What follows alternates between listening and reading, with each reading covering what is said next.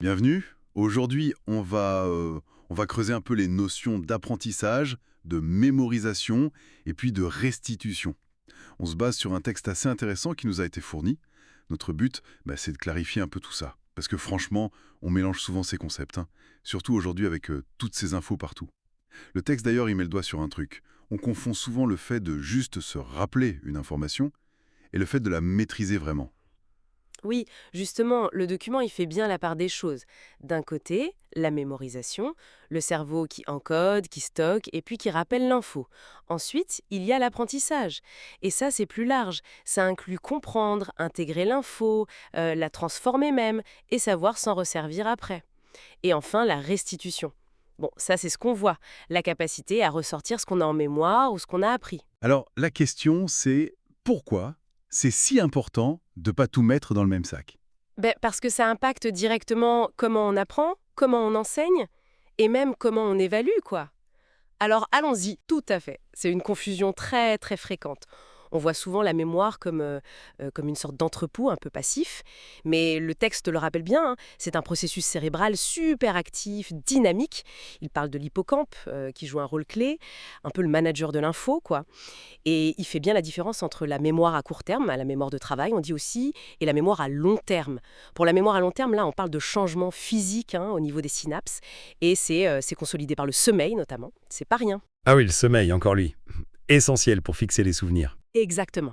Et le texte mentionne aussi qu'il n'y a pas une mémoire, mais des mémoires. La déclarative, pour les faits, les événements, savoir que Rome est en Italie, se souvenir de ses vacances. Il y a la sémantique, les faits généraux, et l'épisodique, nos souvenirs personnels. Et puis, il y a la non déclarative. Ça, c'est plus le savoir-faire. Le vélo, taper sur un clavier, des choses qu'on fait sans y penser. C'est la mémoire du corps, en quelque sorte. Oui, on pourrait dire ça, la mémoire procédurale. Et mémoriser, c'est utile, ça permet au cerveau d'économiser ses ressources. Mais attention, le texte alerte bien là-dessus. La mémorisation brute, le par cœur sans compréhension, c'est assez fragile et finalement pas très utile.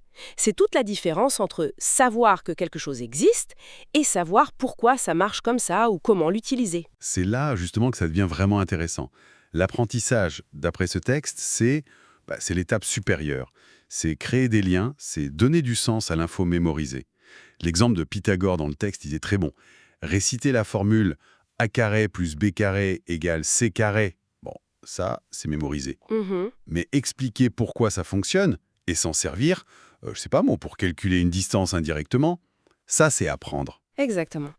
Et l'apprentissage, ça nous change. Le texte dit même qu'il faut parfois désapprendre des idées qu'on avait avant, des idées fausses, pour vraiment progresser. C'est tout à fait ça. Et du coup, la restitution, ce qu'on demande souvent à l'école, les examens, tout ça, ça peut être un objectif un peu trompeur. Le texte met en garde, oui, on peut très bien réciter une définition parfaite sans avoir compris le fond. C'est le fameux vernis, le biais de surface. On a tous connu ça. Oui, Ou à l'inverse, quelqu'un peut très bien avoir compris, mais bloqué complètement sous le stress d'un examen et ne rien pouvoir sortir. Donc la vraie question que le texte soulève bien, c'est est-ce qu'on sait juste répéter ou est-ce qu'on sait utiliser ce qu'on sait? la différence entre savoir dire et savoir faire, en somme. Précisément. Une récitation intelligente, comme le suggère le texte, c'est beaucoup plus riche que la simple récitation.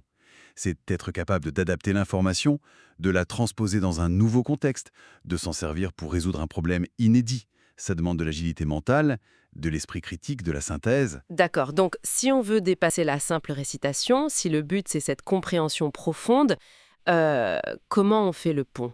Comment on utilise la mémoire pour apprendre efficacement selon le texte? Alors, le texte parle de mémorisation intelligente.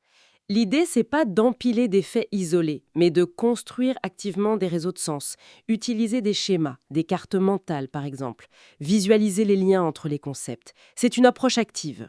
Le texte oppose bien l'apprentissage superficiel, un peu mécanique, répétitif, et l'apprentissage profond, où on cherche vraiment à construire du sens, à réfléchir. Et il y a des méthodes concrètes qui sont évoquées pour aider à ça, pour ancrer cette compréhension. Oui, oui, tout à fait. Des stratégies comme la méthode Feynman. C'est l'idée que si on est capable d'expliquer un concept très simplement avec ses propres mots, comme si on parlait à un enfant, C'est qu'on l'a vraiment pigé. voilà, c'est un bon test. Il y a aussi l'auto-évaluation régulière. c'est ce qu'on appelle le testing effect. Le simple fait d'essayer de récupérer l'info dans sa mémoire, même si on échoue, ça renforce beaucoup plus l'apprentissage que de relire passivement ses notes. Ah oui, se tester soi-même, c'est puissant. Très. Et puis, il y a la répétition espacée. L'idée, c'est de revoir l'information à des intervalles de temps croissants, juste au moment où on commence à l'oublier.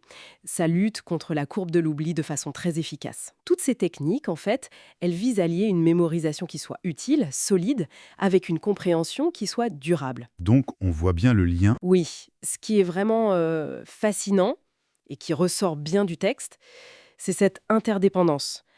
La mémoire, elle fournit la matière première, les briques.